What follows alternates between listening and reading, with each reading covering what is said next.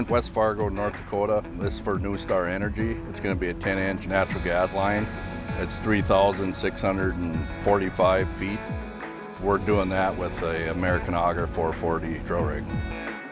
We got an American Auger 1000 mud system, mixing 50-pound bags of bentonite and do 7,500 to 8,000 gallons of water to make our mud slurry. And that'll be pumped down hole. It'll carry back our cuttings, and it'll also lubricate the hole and help keep the hole from collapsing. This we got estimated for 3 weeks, 21 days, start to finish. And the biggest thing on this project is they don't want any inadvertent returns, mud to surface.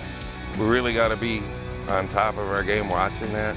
This is our third day. We just got rigged up. We just got spudded into the ground, but there's a lot of players, and it's been just a team effort, a lot of communication, a lot of planning prior to getting here. Since we've gotten here, we meet every morning and communicate our plan, and throughout the day, been talking to New Star Energy. And if any issues arise, that's an immediate communication as a team decision on what to do to fix whatever's going on. But they're very involved. We're very open. We keep very updated clients, so they're happy with that.